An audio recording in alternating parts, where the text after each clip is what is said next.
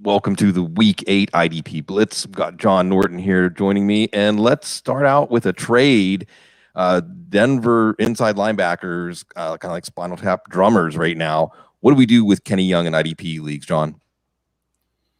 Yeah, they're falling like flies there. They can't keep anybody healthy. Kenny Young is the latest guy that they've acquired. It's hard to say how much he's going to play this week, being fresh to the situation. But considering they cut Curtis Robinson early this week after he filled in when Micah Kaiser went down last week, that's a pretty good sign that they're counting on Young right away to at least contribute. We've seen him in three down roles before. We know that when he gets on the field, he puts up good numbers, but for whatever reason, everybody that he's played for doesn't seem to like to keep him around. So it's obviously going to be just a part time fill in or a spur of the moment fill in for now. I don't expect any real long term value there. They'll do something else come next year, but going forward, he has an opportunity to step up and put up some points for us. The ripple effect from the rest of that goes back to the Rams. So who's going to step up now? You have a team that was already questionable at the inside linebacker, and they got rid of one of their starters. So that probably leaves Troy Reeder as a guy that's going to step up and play as close to full time as anybody is. They had nobody playing full time after like the first or second week of the season when they decided Young wasn't that guy. I think Reeder played 80% last week. Was about his highest snap count of the year so far. We know that whoever gets that position is going to put up good numbers. The other guy that's the other inside linebacker position is real questionable. That leaves them with either third round pick Ernest Jones or veteran Trevon Howard as the next guy to step up there. I doubt that either of those guys is going to play full time. Jones might be the guy that they're looking at that since they drafted him last year or this past year. Trevon Howard is a guy also that was destined to be a starter a couple years ago before he was hurt in training camp. So that'll be interesting to watch. But if you're looking for somebody to pick up here, jump on Troy Reeder and keep your fingers crossed that he works out. Now, as we get close to the trade deadline, we try to at least see what could be coming. And we already thought Jordan Hicks was going to be on the trade block going into the season, but he still around in Arizona. And then, of course, there's Zach Cunningham, who's already been a subject on this show. Well, give me a few teams, John, that you think they may end up on, or otherwise teams that should be looking for help at linebacker. Well, first of all, I think the Steelers probably should have traded for Cunningham instead of Schobert. I think he'd have been a better fit there, but that's water under the bridge at this point. The interesting thing about Hicks this past week is he actually lost a few snaps to Zaven Collins. So they may be, if they're trying to phase him out and bring the rookie in, they may be very likely to look for a trade partner there. Some teams that need guys, and we know the Giants lost Blake Martinez. Panthers have been without Shaq Thompson. Jermaine Carter has been a barely adequate fill-in as a three-down linebacker. He's struggled at times.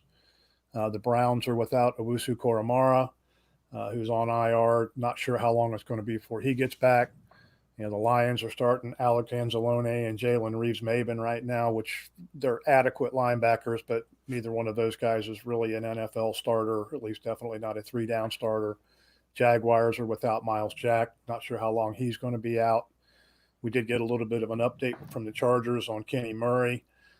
He is nowhere close to coming back yet, or Kenneth Murray, I should say. He's not close to coming back yet, still on IR. Drew Tranquill's beat up, has a chance to play this week. But the last time we saw them, they were run over by the Ravens, and a lot of that had to do with their lacking inside linebackers. The guys that they've got in there right now are both former safeties. Even if Tranquill comes back, they'll be starting two guys that are former safeties that are on the small side, and they just struggle with the physical running game. The Dolphins may have lost Jerome Baker for a little bit. That injury turned out to be not as bad as what they initially expected, but he's still likely to miss a few weeks. So those are all teams that are probably looking for somebody, or at the very least need help. A couple of those teams are in the run for playoff berths. The Chargers, they definitely are going to need to do something if they're going to be without Murray for a long term. So Cunningham, Hicks are probably the two top names out there that are likely to be available. There's probably a handful of other guys that people would be willing to come off of too at this point. Let's stick with the Texans, John. And when these teams we know are headed towards a top 5 draft pick, we know the defense is going to spend a lot of time on the field, and we can get some big hits on the IDP side, and a couple of unlikely names in Houston starting to put up some numbers. Take us walk through an edge rusher and a cornerback converted to safety who can help our IDP teams. Yeah, it's kind of a silver lining for Houston, and they're struggling. They're obviously not going anywhere this year, but they have had a few guys step up, a couple guys on defense that have stepped up that may give them some building blocks to work with that have been rather impressive. Lonnie Johnson was a second-round pick in 2019, converted over to safety, been starting for the last 4 games. He has 3 interceptions. He scored 9 fantasy points in 4 of those 5 starts and 20-plus fantasy points twice already. Much improved, making a lot of plays, making a lot of tackles, gives them a little bit of a big play punch on the back end that they've been lacking for a while. He's a guy that I'm looking to snap up in as many leagues as I can get him for the long run. Young guy on a defense that's going to probably struggle for a year or two until they get things turned around. Jonathan Greenard, I think we mentioned last time I was on, or if not the time before that, really been rather impressive. They were hurting for a defensive end. They switched to the 4-3. Left them with some guys that weren't really a good fit. Greenard has really stepped up. He's 13 tackles, 4 assists, 6 sacks, a forced fumble, and a pass defended in his 5 starts. He had 2 sacks in each of the last 2 games, and he is the one guy on that defense that's making them forget that J.J. Watt is no longer there. Playing very well, another young guy with a very bright future in front of him. And a cornerstone for the team to start building around, and definitely somebody that you want to snap up and get on your fantasy squad. Let's take always drama at the Jets safety position, right? And there's always some sort of turnover. There's always some sort of injury or some sort of mystery. The mystery is Ashton Davis, who came out of Cal, big upside player, at least flashed some of that upside for IDP leagues. Is it real or is it a mirage? Yeah, the jury's maybe a little kind of still out on this one. I think fantasy-wise, he's definitely real for at least the time being with all the issues that they've had at linebacker, all the injuries they've got in front of him. He's just going to have an absolute ton of opportunity, and he's definitely going to be a good enough player to take advantage of that. He had 10 tackles and an assist this past week. And just the sheer volume of opportunity there is going to make him a viable fantasy option for us going forward. I'm not sure that he's got the staying power to stay in there in that starting job. He had an opportunity to start a few games, didn't really impress all that much on the field. He's had some pretty good numbers for us. I mean, he's a young guy, so there's still plenty of time for him to develop. So it's kind of still out. Jury's still out as to whether the long-term value is going to be there. But for the rest of this season, I'd say he's definitely a guy that can help us out, especially if they can't get some linebackers back healthy and get them back on the field. All right, you mentioned Zaven Collins earlier. Let's hit on some other rookies that had expectations coming into the year. Let's see how close they are to starting to fulfill those. Let's talk about Trevon Diggs in Washington. I know for a while there, John Bostic was still sticking around and some other inconvenient names. What is the trend with his usage? Well, the trend is way up on him. Even when they lost Bostic for the first couple of games, Davis still wasn't playing anywhere near full time. This last week, he played 55 out of 56 snaps. That's definitely a plus. And the production wasn't really there like you would expect. I think he had 4 tackles and an assist or 2, so that wasn't really something that jumped out. But just the opportunity to get on the field is going to be huge for him going forward. We're starting to see a lot of these guys that are rookies. We're getting to that time of year where they're finally starting to get some opportunity to play, either through injuries in front of them or just they've reached that point in their development where the coaches are starting to put them on the field and get them involved in the game. So we're seeing quite a few of those guys, but Davis is definitely somebody, if he's out there, the flags haven't gone up yet that he's going to jump up and start putting up numbers. So if he wasn't drafted, he's probably still available at this point. I would suggest that you don't wait until next week because you may have a lot of competition to get him if you don't already have him on your roster. Yeah, the Packers abandoned the run last week. And maybe that's something that's going to happen frequently because Washington's pass defense is the soft underbelly of their defense. The whole Kansas City defense is the soft underbelly of their defense, John. But sometimes that allows linebackers to catch a lot of tackles. And that seems to be what's going on with Nick Bolton. Can he keep it up? I think in the circumstances that he's in, yeah, I think he can. He still hasn't played full time, but he's getting pretty darn close to it. He was 84% snap share last week against the Titans. And that could have had something to do with the matchup and the fact that the Titans were running the ball down their throat. But I think we're going to start seeing a lot of him going forward anyway.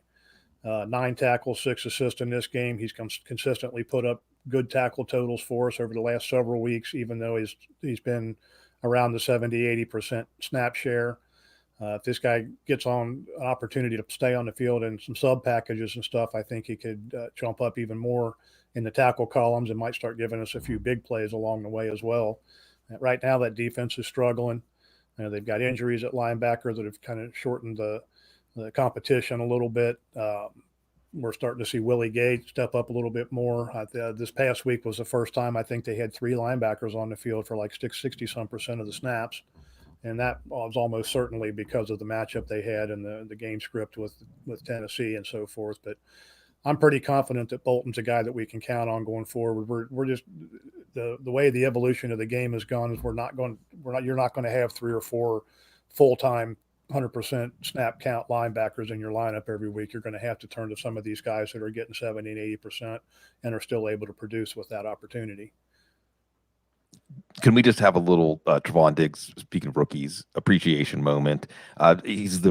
Marcus Peters goes down. I think that the soul of Marcus Peters just went into Trevon Diggs because he's making big plays. He's also giving up big plays. If you watched the New England-Dallas game, you saw him get a pick 6 and then give up a 75-yard touchdown on consecutive plays. And maybe the Patriots had an idea about this because they went right back at him.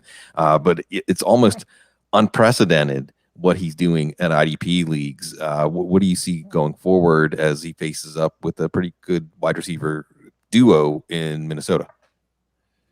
Well, I think they're going to throw at him a lot. And I don't think he has teams afraid of him, but he does take a lot of chances. So, he's a gambler's pick. How long can he keep up his interception streak? He's already set a record for most consecutive interceptions to start a career, consecutive games with an interception. He scored 2 touchdowns. He puts up decent tackle numbers on most weeks too, and that's because even got back to that rookie corner rule that we always talk about at the beginning of the year every year. Even though he's making the picks, teams are still not afraid to throw at him because he's given up that fair share of big plays, like you mentioned. He's going to continue to have a lot of opportunity this year. Sooner or later we're going to have games where he doesn't have an interception, but he's a guy that I don't care if you're in a corner required league or not. If you start defensive backs, he's a guy that's worth putting in your lineup every week just for the big play opportunity and big play potential. He can make or break a game for you. He pulled one out for me with that pick 6 that I was way behind, didn't think I had a chance, and next thing you know, I'm right in the game. So definitely somebody we want to keep in our lineups. Eventually he's going to get that reputation, and he's going to prove to be good enough that maybe teams will start shying away from him. But that usually starts happening in year 2, year 3, as we start to see those numbers fall off. They're not afraid of him yet.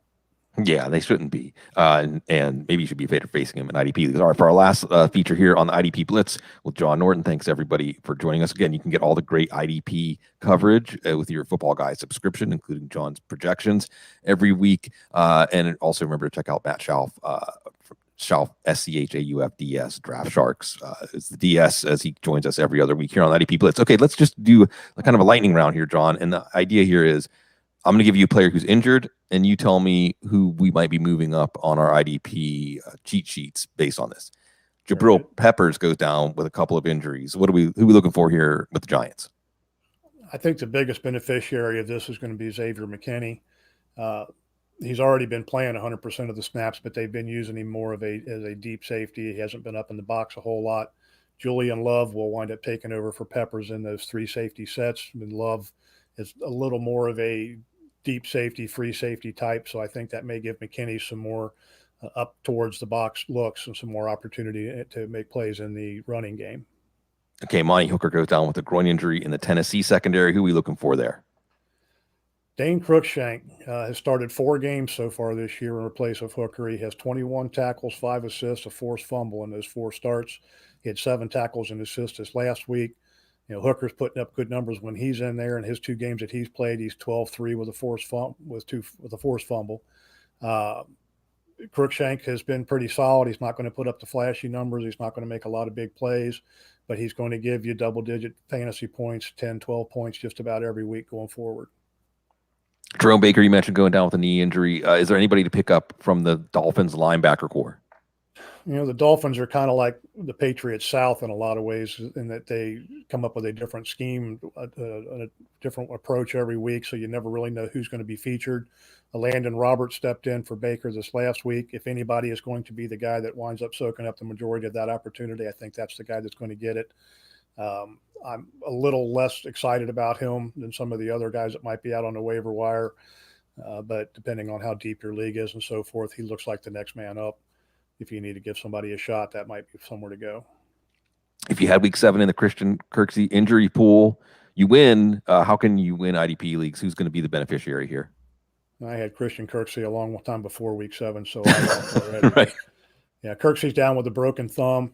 They haven't really said for sure that he's not going to play. They haven't talked about exactly how they're going to handle that, but assuming that he's going to be out for a little bit with it, that would be an opportunity for Zach Cunningham to get back on the field full time. Cunningham hasn't played 30% of the snaps in like 3 or 4 weeks, or more than 30% of the snaps in 3 or 4 weeks. So again, even though he may not be a perfect fit in the new scheme, he's a guy that makes a lot of tackles when he's on the field.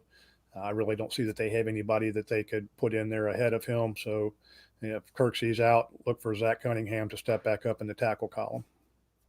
One last injury note, folks. Levante David could be back this week from his ankle injury, just in time for Alvin Kamara and the Saints. And you were just in time for the IDP Blitz this week with John Norton, the guru. And again, if you play IDP fantasy football and you don't subscribe to Football Guys, what are you doing? You're missing the projections and all the other great coverage you can get, including Eyes of the Guru. We appreciate you joining us. We appreciate you giving us the opportunity to serve you because you're always so very classy.